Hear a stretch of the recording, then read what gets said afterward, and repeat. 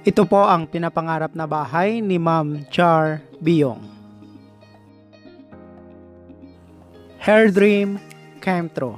Hello everyone, it's me again, Randy Yero. Isang napakagandang bahay naman po ang matutungayan po natin sa episode na ito. Samahan niyo po ako at panoorin po natin ang pinagawang bahay ni Ma'am. Baka ito na po ang disenyo ng bahay na gusto niyo rin pong gayahin at ipapagawa.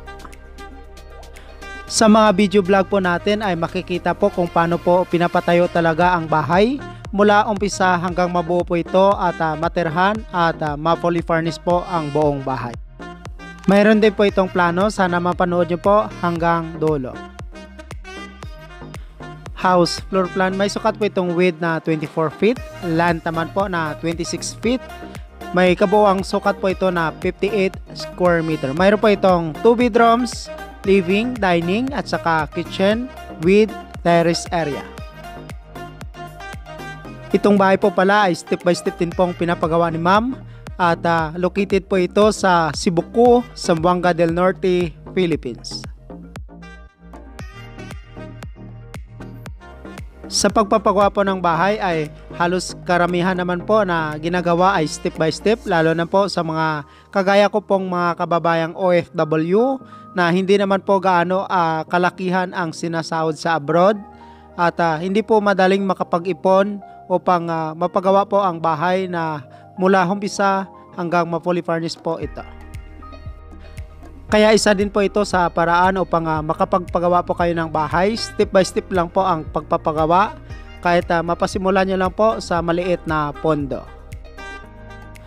Ang importante po dito ay nakapagsimula po kayo para mayroon po kayong pag-iipunan upang may patapos po ang pinapagawang bahay. Halos karamihan na pong mga kababayan po nating OFW ay ito po ang ginagawa. Step by step lang po mula umpisa hanggang mabuo po ito.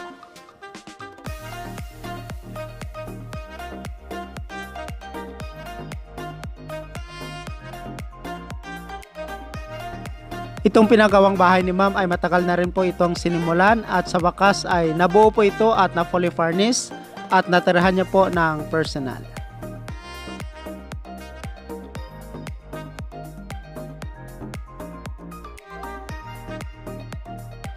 Ito po pala ang pagpintura nitong bahay.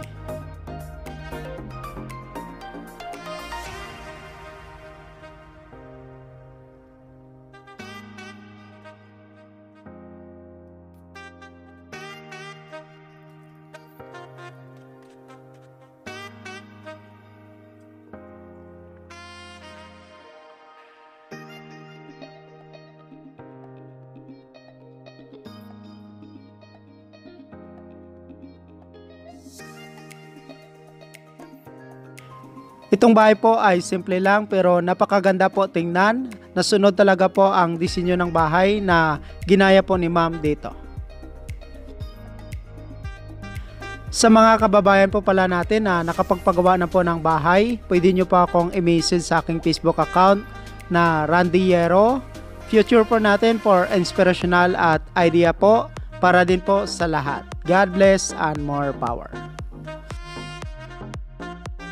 Ito po pala ang living area nitong bahay.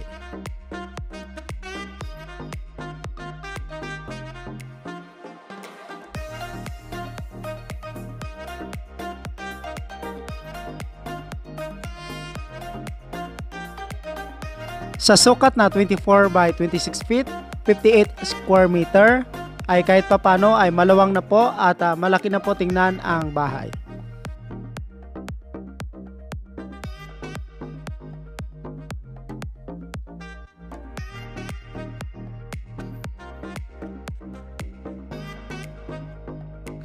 Ito po ang kitchen at hanging cabinet nito.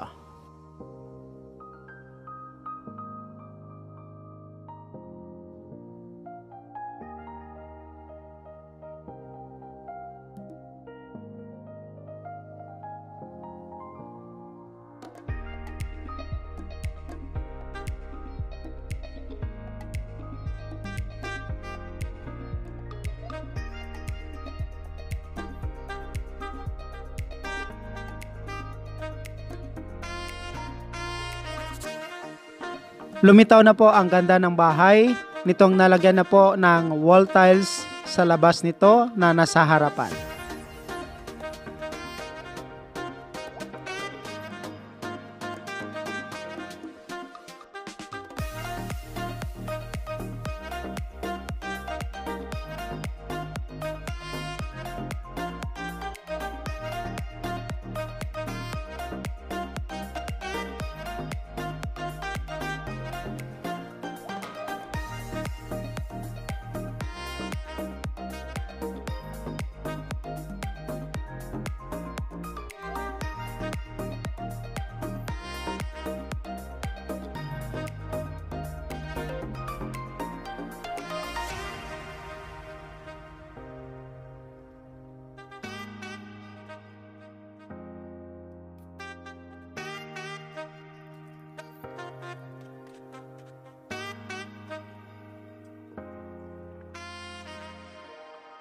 Ito po ang tour video sa loob ng bahay. Tara, samahan nyo pa ako at panoorin po natin kung gaano po kaganda at kaluwang ang loob nito.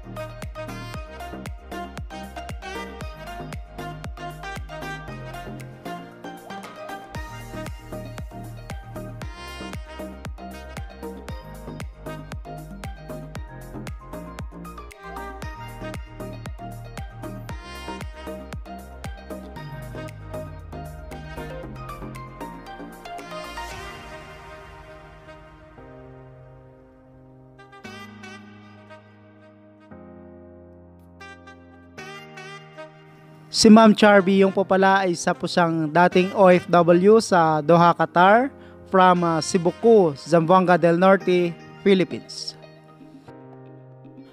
Building the house cost of 800,000 pesos or katumbas na 16,000 US dollar with labor. Congratulations again to Ma'am Char Biyong from Zamboanga del Norte, Philippines. Again, sa mga kababayan po pala natin na nakapagpagawa na po ng bahay, congratulations po sa inyong lahat. Sa may gusto po palang mag-feature ng kanilang pinagawang bahay, pwede nyo pa akong i-message sa aking Facebook account na Randy Yero. God bless and more power. Thank you so much mga ka-OFW. Kung nagustuhan nyo itong video na to, please subscribe na sa Randy Yero YouTube channel. Please don't forget to hit bell button for our latest updates.